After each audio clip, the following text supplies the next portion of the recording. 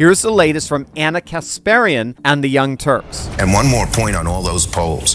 Even though Democrats' numbers are low, when you ask people, who do you prefer, a Democratic senator or a Republican senator? 47-39, they prefer Democrats. And in a couple of the races where we have the two candidates, we win. Do you? Do you really? Because according to the polling, Democrats are in a lot of trouble. And I mean a lot of trouble. Now, once you put Democrats up against Republicans on specific issues, the Republican Party is enjoying a pretty significant lead. The public trusts Republicans' plan to address crime to the Democrats by 20 points, 40% to 20%. There was a person in the media, if I recall, someone who was a Democrat her entire life, registered Democrat her entire life, who saw this coming from a mile away, who talked about how crime in the big cities was going to make people turn away from the Democrats and no longer trust them in the handling of crime issues.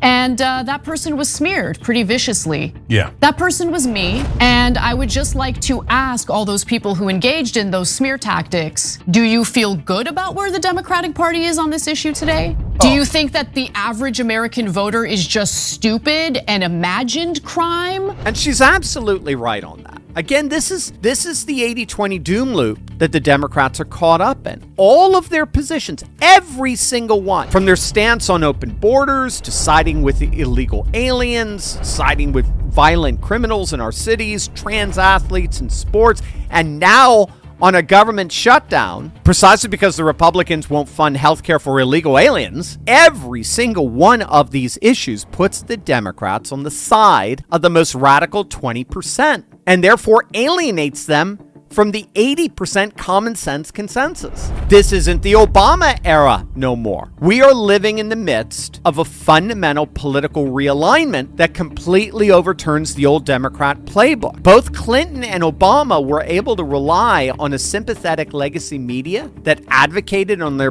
their behalf and still exercised inordinate influence over public opinion. Those days are over. We live in a very different society today where our collective hyperconnectivity into the internet enables the vast majority of the electorate to bypass the legacy media and access information for ourselves. So the legacy media has now effectively been reduced to talking to their fellow Democrats, and not even that many of them, because even fellow Democrats are starting to turn their backs on both the media and the party. Case in point, the Democrats have officially begun to crack. They're turning on each other over the Schumer shutdown disaster, and as a result, we're witnessing something extraordinary: the complete breakdown of party unity, voter loyalty, and leadership credibility.